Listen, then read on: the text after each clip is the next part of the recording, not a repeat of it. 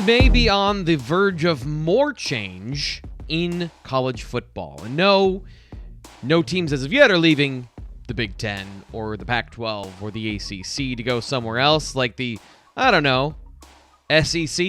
But there is news about how conference realignment might happen in the Big Ten, as well as some more talk about what I'm calling, Nate, the League of Extraordinary Pinky Promises between the Big 12 or the Big 10, the SEC, the ACC, and the Pac-12, promising with no formal agreement that we're going to keep lockstep about college football and its future.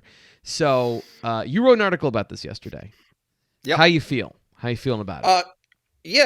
Good. It's so the Athletic reported based on comments made by Gary Barta, the athletic director at Iowa, that the Big Ten was considering, and look, like they're considering a lot of things, but the primary elements of the report were that they're considering moving from a 9-game schedule to an 8-game schedule in the Big Ten. Mm-hmm. And the biggest one is that the Big Ten is considering removing the distinctions between East and West, right? So not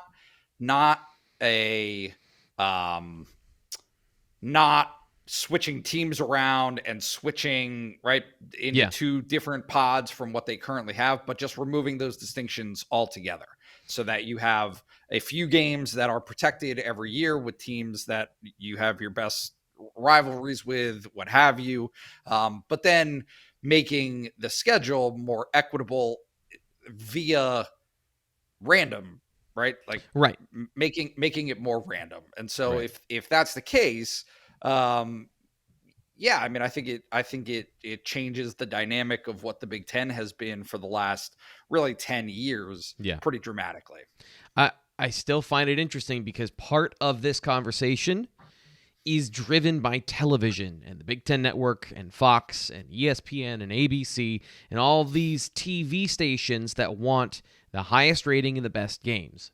So does that really change who Penn State's going to play? Because who are their protected rivalries, do you think? We know the biggest protected rivalries are always going to be the ones that everyone comes up with first. But Penn State has literally chosen the tagline unrivaled. Who are they playing? Yeah. No, well, first of all, part of the move to an 8-game schedule would also include games like annual games with the ACC and the Pac-12, similar to what basketball does with the ACC Big Ten Challenge. There are other ones, the Gavitt games with the Big East and the Big Ten. And so you see those every year. And I think that part of that equation would be moving to so you would be ensured having 10 Power 5 opponents, 8 in the Big Ten, and then 1 each from the Pac-12 and the ACC. But by the way, they should do that like the NFL does. So if you finish 8th in your conference, you play the 8th ranked team in the Pac-12 and in the ACC. Now the top teams are going to not like that, but that would create more equity instead of a concentration of power, and we'll see how that goes. But you have to say. Well, no, I don't necessarily understand why football scheduling has to be done 10 years in advance. I'm not sure that fits what is needed at this point in the sport. But no, look, part of the conversation and what has happened in at least in Penn State's perspective over the last 9-10 years is all of the conference championship winners, right, for the last 9 years have come out of the Big Ten East. 9 years in a row. So if you want to make the argument that, Wisconsin has good years some years and Iowa has good years some years, sure. Yeah, they get to make it to an extra game. Correct. Yeah. They don't win that game. And so there is a history to draw from to say, hey, if you're Penn State, if you're Michigan, right, and you're looking at the way that the conference is currently structured, and you have to get through Columbus to make it to that game, to the Big Ten championship game. And really to make it to the Big Ten championship game, absent the instance in Ohio State in 2016 when Penn State made it to the championship game and Ohio State didn't, but Ohio State made the playoff and Penn State didn't. Yep. Absent that example, for the most part, if you want to get to the playoff in the playoff's current structure, that's where you have to get. Well, what if what if it stopped being that there was a West champion and an East champion, and instead it was simply the two teams with the best record, right? The best in-conference record at the end of the season. You could conceivably have two quote-unquote East teams playing and meeting in that championship game to actually crown the best team and send the best programs. And then you would have that playoff. You would have rematches at that point too. So you would have games that have more familiarity, more stakes. I guess my initial point being, you're not going to get rid of playing Ohio State if you're Penn State. That game has been too good. So this opens the opportunity, especially from a television standpoint, the competition and the intensity of those games, especially like whiteout games. You don't lose Ohio State at the whiteout if you're ABC. That is non-negotiable. But what you're talking about here is then the opportunity to replay that game at the championship game.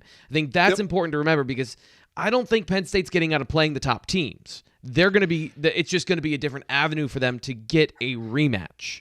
Yeah, and I don't know that you necessarily want to stop playing the best team, right? Like you want to still have that, but I don't think that there would be resistance to the notion of, hey, if Michigan was again in the West and swapped out for someone or a program of less stature, at least traditionally speaking, like that would change the dynamic a little bit. Like that would change the dynamic of really what Wisconsin's looking at every year, what Iowa's looking at every year. I mean, does that change?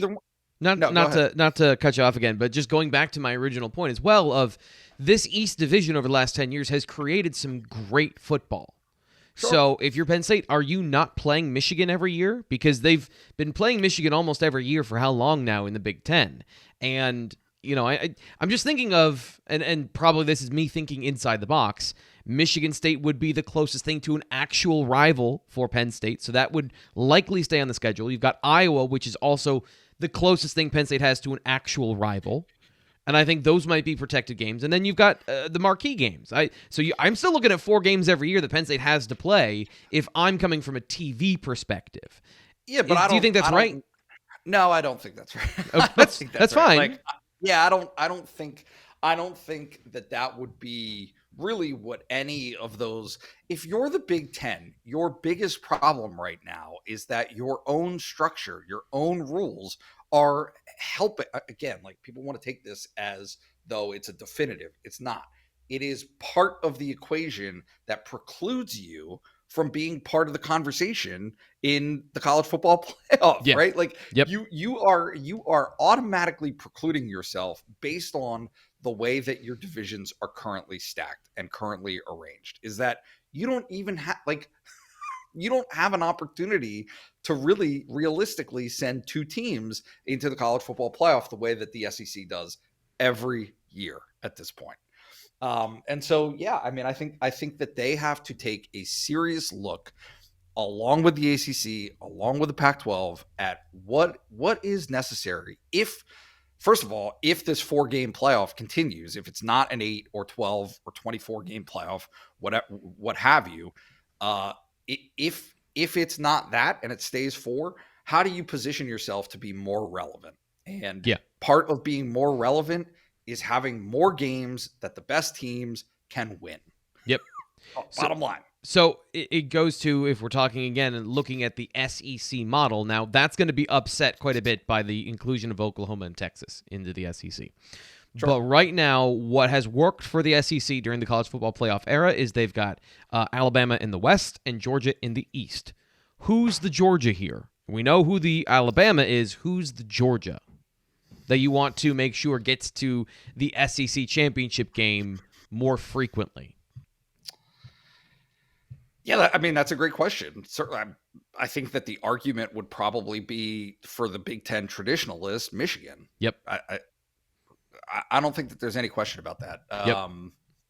Yep. Sorry, I want you to dispense the hard truth. I'll just ask the question, the leading question that gets everyone upset. Penn State's record speaks for itself over the last 2 decades. And for 2 decades, you're really kind of limited to 2005, 2008, 2016, 2017 in terms of that national relevance. And so Michigan, I know, has had some struggles of its own at times, but certainly recent history just says, like, hey, this is the more relevant program on that scale. And even if it's incremental, I think that's important too, is that when we talk about this, and you make a great point there, but it's like 55-45, 60-40. It is not a wide gulf. But the marketing, the prestige, everything you just said is absolutely right, that the one that is more favorable, slightly, is Michigan. Yeah.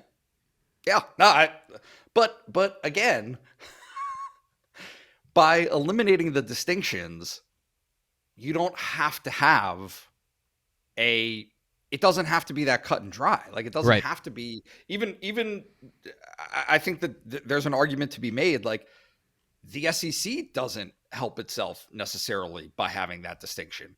If you eliminate the East and the West and just have the best teams play it out, it doesn't have to be, oh, these are the 2 teams that are always headed on a collision course for the championship game. It can simply be, oh, these are the 2 best teams who have emerged through the course of the season. And even if they've already played each other, it's fine for them to play again and be able to legitimately present themselves as options for the playoff. Yeah. So, I just look, It opens up much more opportunity for that second team to be up for grabs, and then by proxy, the ability to knock off the number 1 team. And I think that's ultimately what we're talking about here, is the stranglehold that's happened because of the advantages baked in at the beginning of this have perpetuated the entire time. Sure. Yeah. No, I'm the people in that room need to start thinking more seriously about how to make themselves more relevant. Yeah. Whatever that takes.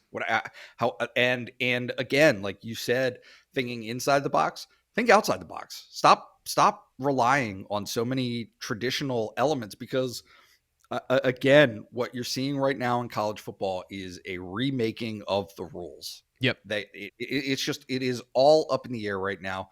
NIL has rocked and changed everything. The transfer portal has rocked and changed everything. Okay, adapt. Yep. Start to carve a path forward that isn't so ingrained and latching onto, what's taken place for the last 100 years. The last 100 years are not necessarily as relevant to college football as they've always been. Yeah. It just doesn't have to be that way. So let me ask you this. Do I have permission to ask you this first? I don't know. Don't know why I phrased it that way. But this is another question. The League of Extraordinary Pinky Promises, with the Pac-12, the Big Ten, and the ACC, promising that they're going to hold more to the traditions of the last 100 years that you just described. Yep. Is that, first off, it's kind of a joke. There's no formal agreement. There are no rules. There's no repercussions. Just like there's no real repercussions from the NCAA if you just choose to ignore it. But it is the new format we seem to be going into.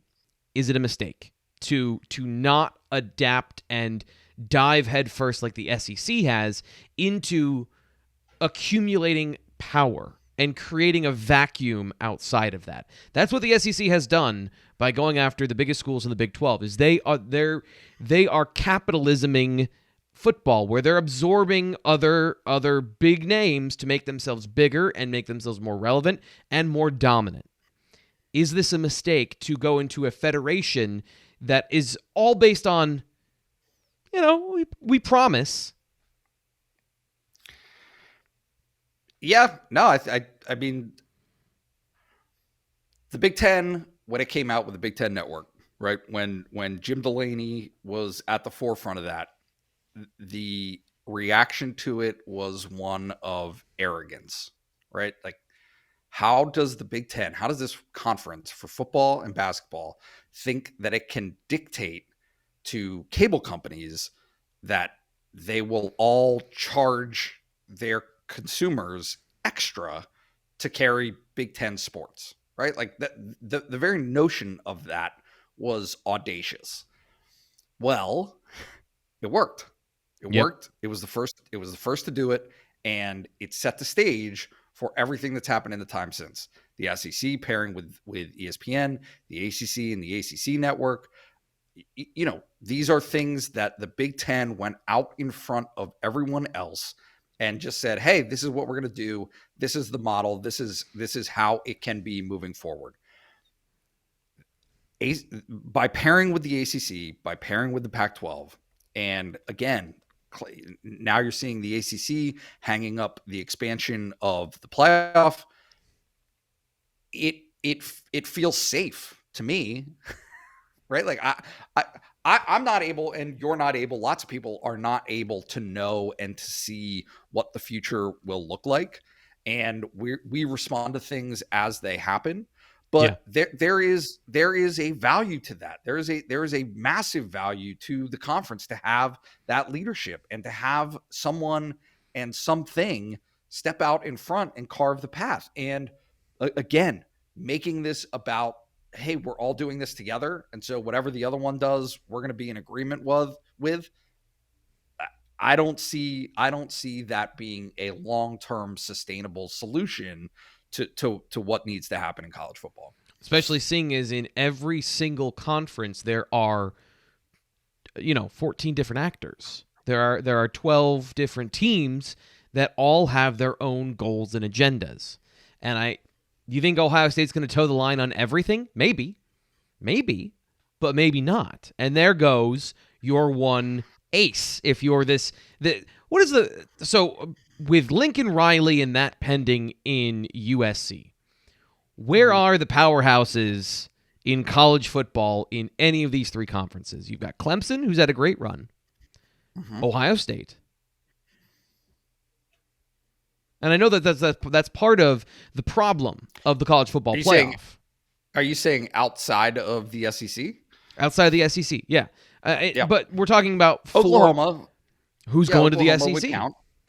Yeah, right. Yeah. Right. So I mean, it's just as much as these are problems created by the college football playoff, they are also problems that aren't going away. And if the ACC is holding things up, not wanting to expand the playoff, that's the biggest nut you need to crack anyway. It is a massive mistake. It was a massive mistake not to make the playoff bigger in the first place. It's an even more massive mistake. Like just this pretense of academics in some way disrupting the ability to expand the play. Like it is baloney. It's just absurd to even have that as part of the conversation at this point. These players operate on a completely different academic calendar schedule, set of rules. Like they have their own tutor. Like they have a building for their own tutors. Not only do they have their own tutors, they have a whole building for them. Yeah. So in any case, no, I mean, I just think that the way that they move forward is, I mean, it'll be very interesting to see if they can dictate together, these three conferences, if they can dictate together what everyone else does. And my sense is that they won't be able to do that. Like they're not going to tell, they're not going to tell the SEC what to do. They're not going to hold that up. If the SEC wants to create its own separate playoff because the ACC gets in the way, they'll do that eventually. Yeah. Yep. Or they'll just, do their own season and crown their own champion. from the whole thing, which I think is what you sort of just said. Okay, so back to the original point of your article is that this would benefit, this conference realignment in the Big Ten would benefit Penn State. How quickly would we see the change happen if it does?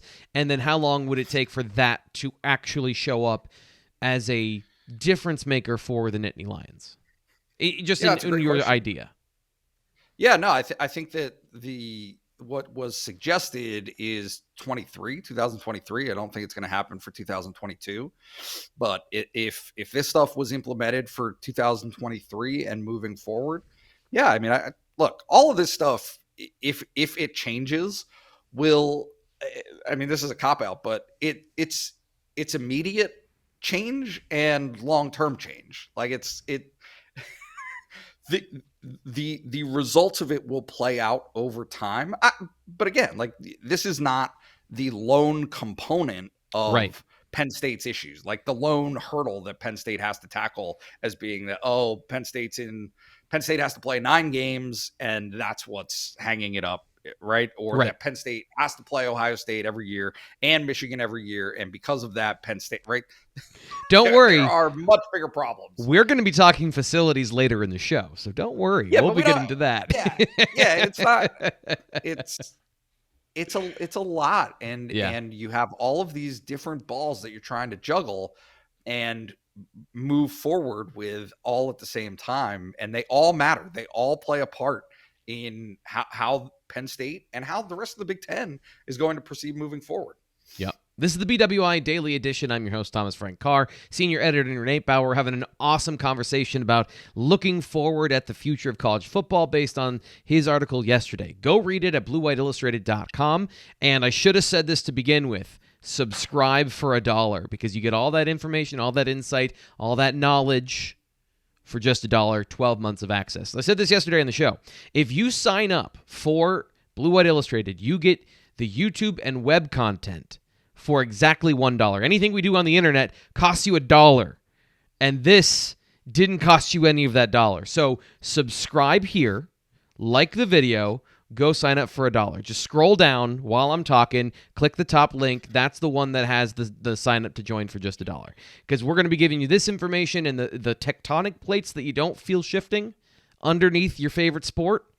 Well, we got a seismologist over here that's going to keep you up to date on what's going on when the volcano is going to erupt. You like that? No, let's not get carried away. Listen, I am film analyst, sure. Host of this show, sure. Salesman, that's my other skill here for Blue White Illustrated. So don't get in my way, Nate. You are a seismologist and a geologist. You are Pierce Brosnan in the volcano movie from the 90s. Sudden Death? No, what was that movie called? Oh, I used to love that movie. If you remember, Volcano? Was it just Volcano? Was that what it was called? It might have been. I know what you're talking about. A volcano erupted in the movie. Yeah, and he was the one scientist that was like, "We need to evacuate everybody." And there's always the government official that's like, "But what will that do to this town? We aren't going to listen to you. You're a..." And then, of course, the volcano erupted. Anyway, everybody dies. Yeah. So, spoiler alert: Pierce Brosnan doesn't die, and I hope to God it was actually Pierce Brosnan in that movie. Now that I'm thinking about it, it had to be. Yeah. I remember that. You ready to answer some questions, Nate? Yeah. What do you got for me? Where are we going? We are going to answer your questions as submitted on Twitter. So at Thomas Frank Carr. We're going to be doing this more during the offseason, answering questions from the audience. So at Thomas Frank Carr, at Nate Bauer, BWI. I'll put this back up here quickly. Here you go, Nate. Smile for the camera again. Nate Bauer, BWI, at Thomas Frank Carr. I'll be putting those out usually I like doing this on Thursday, so Wednesday night, look for that. And then, of course, if you're a message board member, you can ask us questions anytime, but I'll be soliciting for questions there as well. So that's where our questions are coming from, both the Blue White Illustrated message board, which is a great reason to sign up for $1, or on Twitter. So here's our first question. Are you ready, Nate? I'm ready. Okay. Even if you weren't, we're going. One of our message board members, Old Frog 26, says the loss of Jordan Stout and the change in special teams coaching has flown a little bit under the radar recently. So 2 questions. Who replaces Stout and what type of performance should we expect? And I love somebody that does the thing that you and I do with James Franklin, Nate, which is here's one question that's actually 2 questions. Will there be a substantial change in the special teams scheme and performance? Stacey Collins coming in from Boise State to be the new special teams coordinator after Joe Lorg went to Oregon. Nate, what are we looking at here in terms of who's replacing Stout? We'll start there.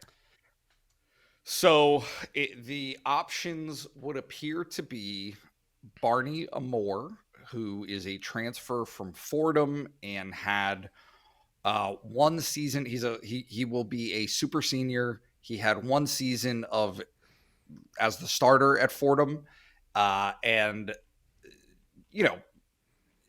didn't come to Penn State to not really be part of the equation. And so, I'm not saying that it guarantees him the job. It's far from that, because Alex Pachetta, the punter who is coming in the class of 2022, was the top-rated punter in the entire country for the class of 2022.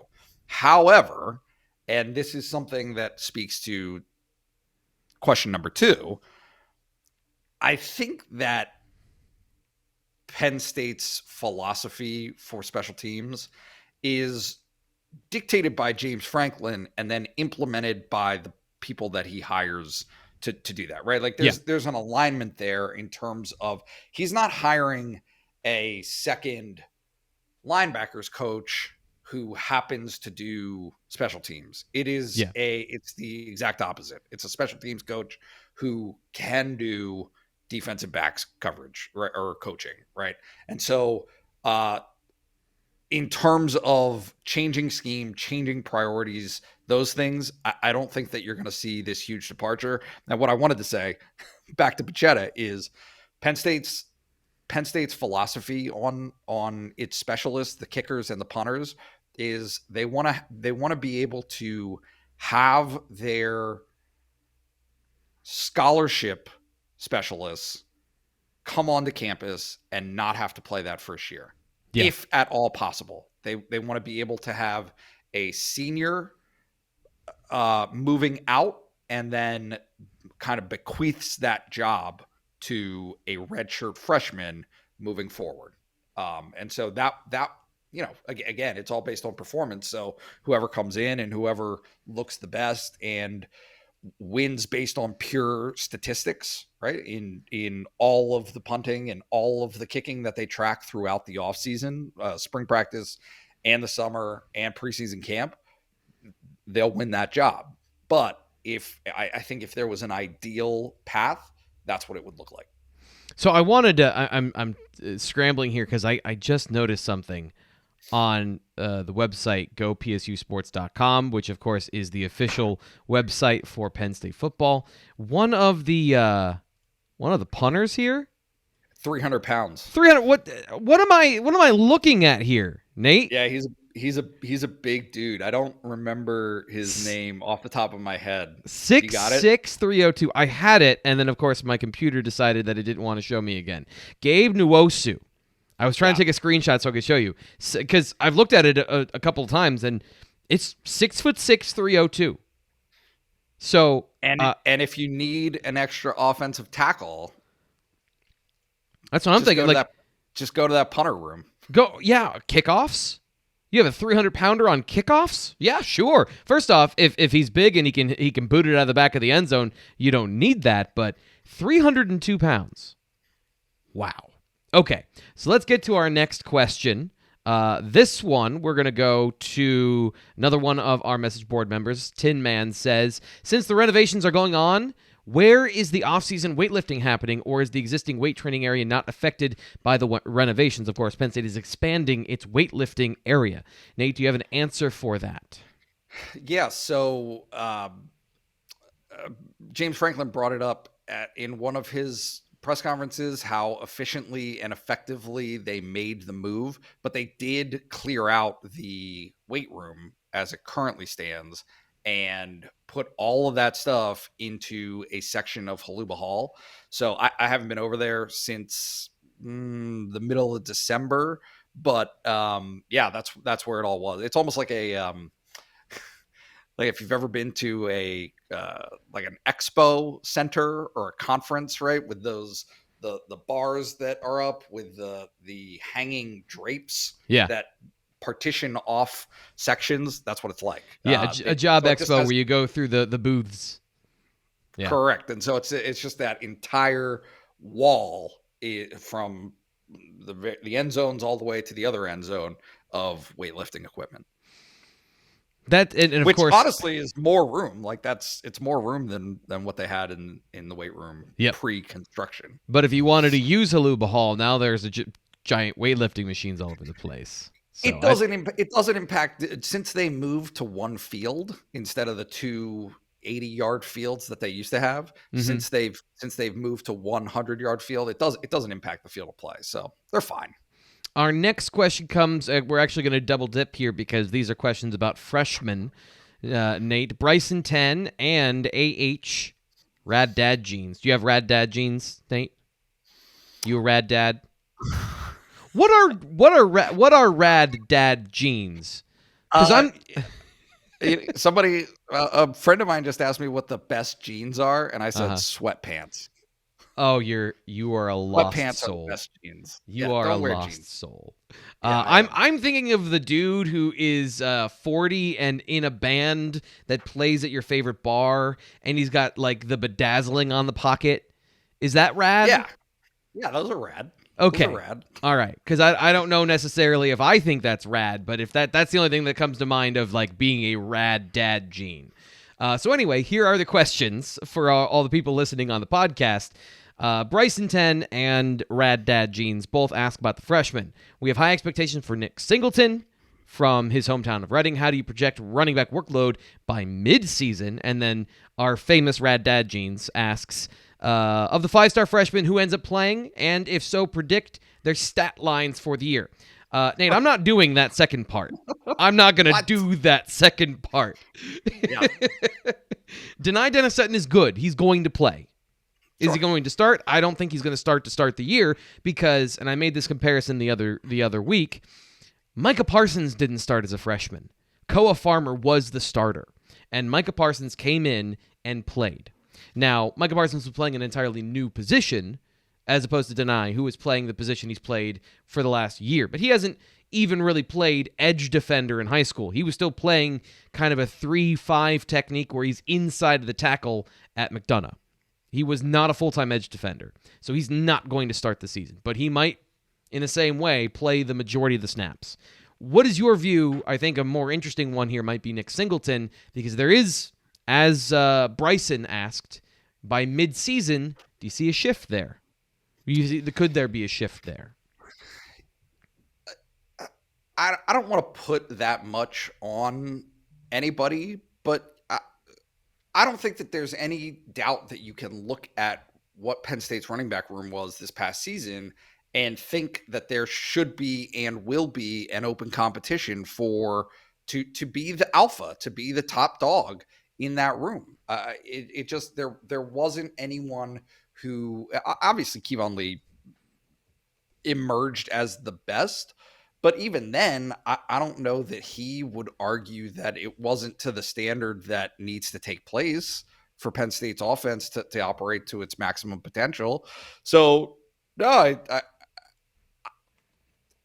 I don't think that there is any benefit or usefulness at this point of looking at running backs as though it is a one-man job. It's not. Even if there is an alpha, even if Nick Singleton comes in and is awesome, it's not like he's going to be the only guy who gets carries there, right? I mean, even on a limited basis or a limited split, you're still going to have maybe 2-to-1, right? 2 to 1 to 1, 3 to 1 to 1 to 1. Right. You get what I'm saying? it's going to be divided there. So do I think that Nick Singleton can come in and win the job and get the most reps? Yeah, I do.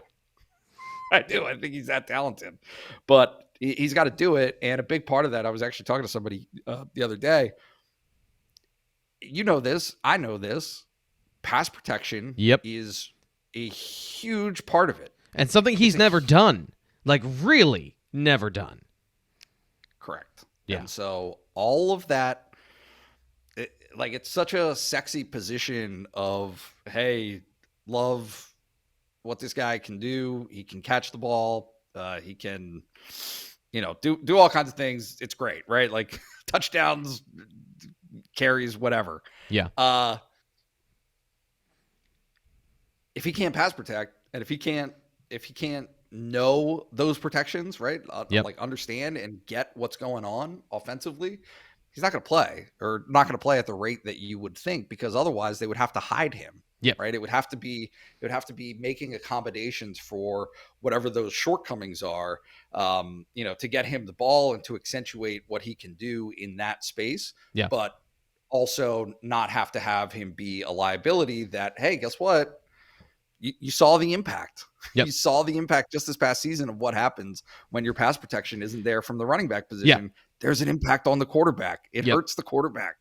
Yep, and there's a lot of looking at the pass protection too. There are times where somebody else isn't right. Somebody else has made a mistake, and you as the running back are the last line of defense. And I think that's where sometimes even Kevon Lee, who was good at knowing his assignment as the veteran, didn't compensate for some mistakes or some things that the offense can't predict. Like in the Michigan game, they just sent too many players to block, so he had to block one of them, and maybe he didn't pick the best of those bad options. There's a lot of nuance even beyond that for a veteran player. Now, I look at it a little bit differently in sense of everyone wants carries, workload, snaps, starter, depth chart. But really, as you pointed out, as I muppet my head around the screen, it's about their job description. So you can have different skills and have different roles within the offense. The lead back, the guy who's going to be the guy that when you need to get a yard, you get a yard, right? Or somebody that's a short yardage back, whether that's Tyler Warren or not. And then you've got your guy that you want to hit home runs with. Maybe you've got a package for a receiving back. But a lot of those guys, one of the tenets of getting on the football field in those situations is your pass protection, because you got to have the option of passing the football, of throwing the football when X running back is on the field. So I think that's a really good point.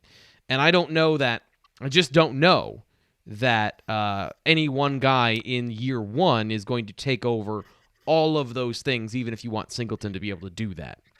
I think by the middle of the season, it might not be an unrealistic ask. It might be something that you can get to that point, but I think that's it'll be a hurdle. Like, I mean, if I'm soothsaying what August is going to sound like from James Franklin, that's what I think it will sound like. Is he'll be saying, yeah, Nick Singleton has all these physical capabilities. He very clearly has separated himself or has emerged as a guy who has the ability to do it, but his pass protection and the physicality that position needs to bring to literally just get your nose in there, that'll be something that has to come along. Yep, and that's why the one thing I'll say is if he starts ripping off big runs, maybe you'll have some substandard pass protection so you can get more explosiveness on the field. But even then, well, if you just bring in Kevon Lee as your third down back. Anyway, this one, Larry Barberio asks, how many pits are in a pair?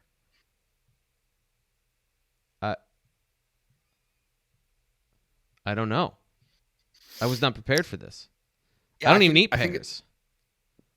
I like pears. I'm a pear guy, but it's more of a Christmas thing. Christmas pears. Pears have they don't have pits. They're cores. Oh, it's like an apple. Well, I'm really glad that you're here on the show because I would have not been able to answer that question. All right, there you go, Larry. There's your answer. They don't have any pits. They have cores. Steven. Peaches have pits. Plums have pits. Stone fruits, right? That's what they're called. I think those are that's why it's anyway, who cares? Stephen Barniak, who is sneaky enough to have 2 separate accounts to ask questions. Don't think I didn't see that, Stephen. You get 1 question. No double dipping. You're the kind of guy that double dips his chips at a party, aren't you, Stephen? All right, let's get to his question. Do you think Franklin needs to change his views on the transfer portal? I can understand wanting to be thorough and finding the right fit, but isn't it time to take some gambles on a few players? Isn't the whole point to have the best players on the field? Nate, I feel like he's done that. I feel like Penn State has been a little more aggressive bringing in players, more so than they have in the past. AJ Litton was that. Yep. Wasn't he? Yeah. Pure talent, a guy that had pure talent, but, there were some issues with him at Florida State. I think that they've taken a shot on some players. There has to be a balance. It can't just be one or the other, because if they throw all caution to the wind and bring in players who disrupt the locker room or the chemistry or don't bring to the field what they need at a position, then you've wasted a scholarship, and people will be mad about that. People won't be happy about that situation. So I certainly think that there's a balance.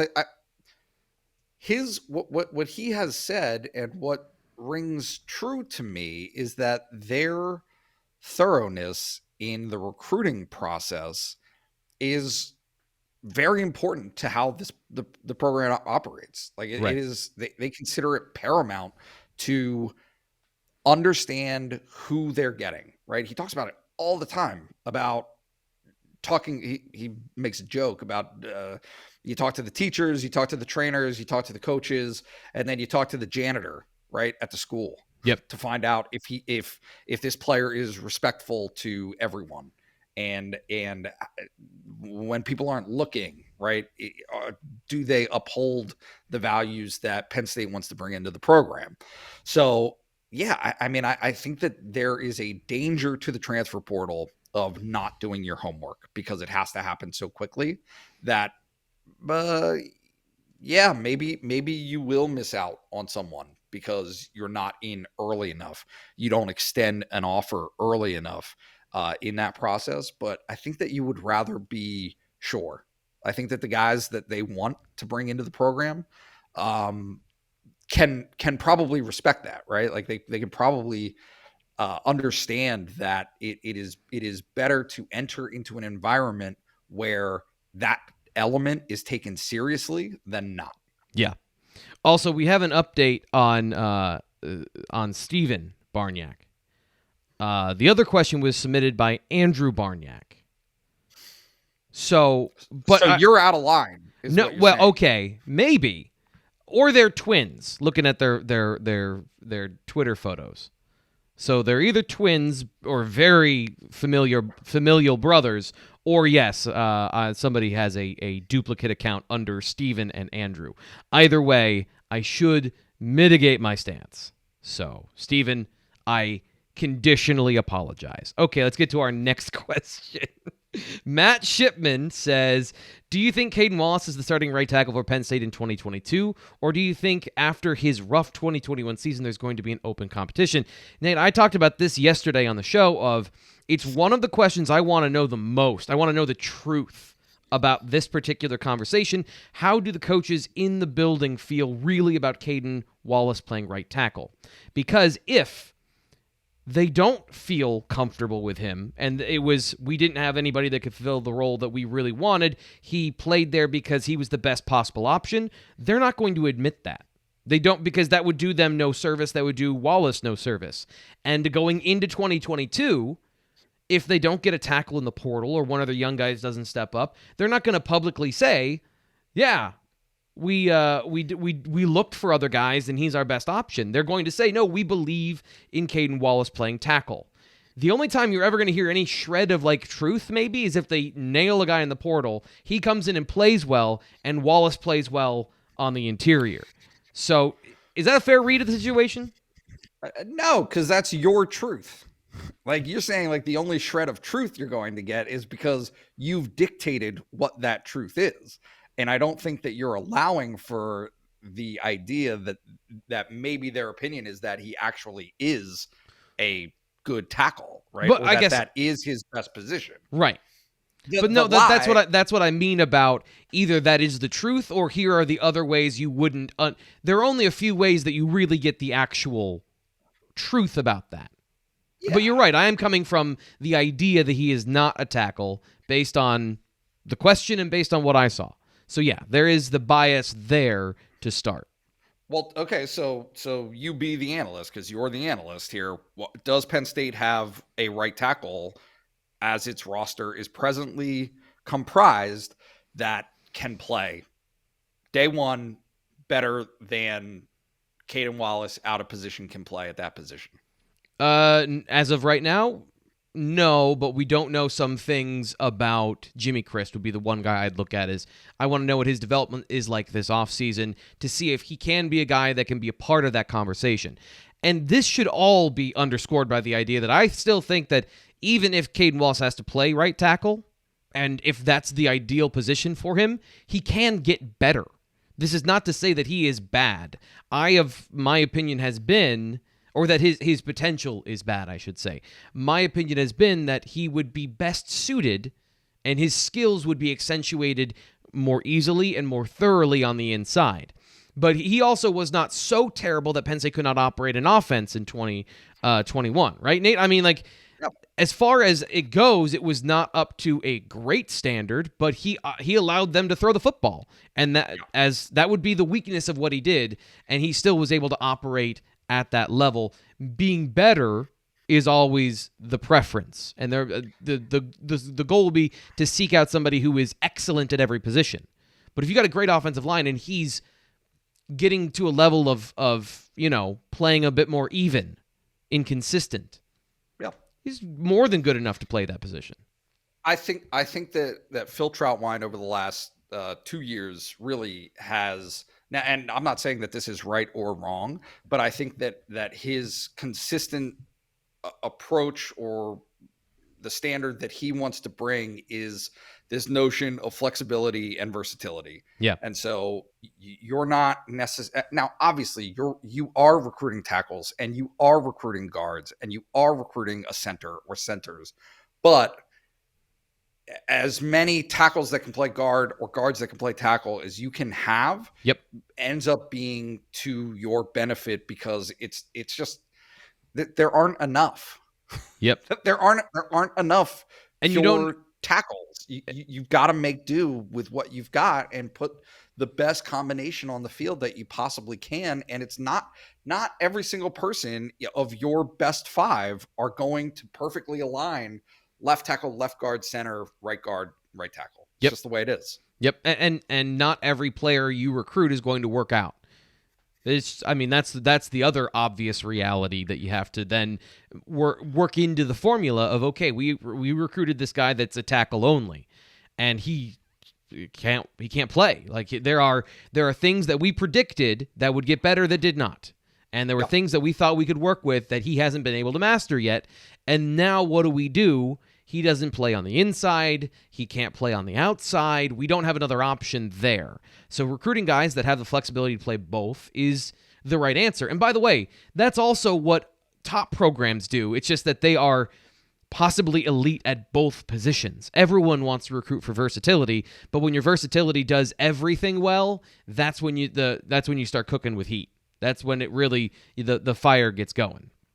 The little post-mortem of the national championship game where I was able to break down the number of 5-stars that Georgia has recruited over the last 4 recruiting cycles was eye-opening. In that you can miss. When you have that many, you can miss. Because there are going to be misses. Georgia had 20-some 5-stars over the last 4 recruiting classes, and not all of them hit. And so that is the difference. That is what separates and it's not just 5 stars, right? Because that distinction between a high 4-star and a 5-star isn't always that great. But when you are stockpiling talent, it doesn't kill you. It doesn't crush you if your evaluation or if the motivation or effort that a player puts in, or even if they get in the trouble, like whatever it is, for whatever reason that it doesn't work out, it doesn't kill you if you're that program. Yep. Yes, that's exactly right. And for every 3-star that you hit on, or every 4-star, low 4-star that you were right about, it only accentuates what you're doing. And it's all about averages. It's all about opportunities and mitigating the number of variables between and barriers between success. So just as a quick example, Amari Evans is a great athlete, and they firmly believe, having seen him work out at Penn State, that he's going to be a great receiver. But when you're looking at his film and you're evaluating recruits and analyzing all this stuff, and if you didn't see any of those things, you weren't at that private workout, you don't have any of that information. So you may see great athlete, but you don't know if the barriers that are there to then help that player succeed or fail. Penn State, in this recruiting class, believes that Amari Evans is going to be a great receiver, and they have more information than other people because they have access to it. So it's a lot of this stuff is about things like that. And when you bring up 5 stars and 4 stars, Nate, I think this is a great next question. I'm throwing it in here as a bonus one. If Franklin can consistently land 3 5-star players per year, how long would it take to get to elite level? It's like a math problem. I mean, I don't know. I mean, I think that's a faulty logic in that consistently landing 3 5-stars a year should naturally land you 4 5-stars, 5 5-stars, 6 5-stars, right? Like the reason that Alabama has the success that it does, this isn't crazy insight. It's just because they get the best players to come play for them, and they do it every single year. And so it doesn't necessarily matter if they're 20 high 4 stars, low 5 stars, what have you. It's just this wealth of high end players. They don't take many flyers. Like they don't take guys who aren't in that conversation as being among the best at their position. So if James Franklin and Penn State can consistently land 3 5-stars a year, I don't think that's enough alone to get Penn State to elite. And we don't have all day here, right? But it's about Penn State needs those 3 5-stars to produce dividends and win, and create an incentive and an example for other 5-stars to think, hey, this is a good place for me too. This is a good opportunity, and they can develop me. They can make sure that the other 5-stars don't miss, that there aren't misses, and go from there. Yep. And if they are, and this is the other part that's going to be true with the transfer portal, that is true in free agency, if you're a place that guys want to come because they feel like they have the best possible opportunity to win a championship and get to the NFL. And you do that by being highly successful over a long period of time and offering that to players that you can fill the gaps with if you do miss on players. So I think that's a fair point. Nate. And make money. And make money. NIL is a thing. Do you have any questions? For you? I asked you a bunch of questions today. So do you have any questions? What's on your mind? Let's throw it up here. Nate, what's on your mind? No, I don't. Did you don't have do to that have thing? one. Did you do that thing that I told you to do? The top 5 things that need to be addressed for Penn State football to win the ultimate prize. No, I did not. Since you sent that to me at 11:30, did I? When will you do that? When will that be out? Because I need to see it. Oh man! First off, I have to get my whiteboard all cleaned off so I can do my brainstorming. But I'll get that done probably by next week. Right now, we're looking at linebackers and taking a look at what it takes to play Mike linebacker for Penn State, which you have an assist in my brain as far as talking to you about some stuff. So that's coming out today at BlueWhiteIllustrated.com. If you're watching this as it's released on Thursday the 27th. So that'll do it today. Thanks, Nate. I had a great time. Did you have a great time? Always. Anytime is a great time with you, buddy. Good. I hope we're having some fun here in the off season. Hope you enjoyed our mailbag show. So be looking out about every Wednesday at Thomas Frank Carr, at Nate Bauer BWI for the mailbag to ask your questions on the show. We'll be doing this throughout the off season. I'm your host, Thomas Frank Carr, here on the BWI Daily Edition. We'll talk to you tomorrow.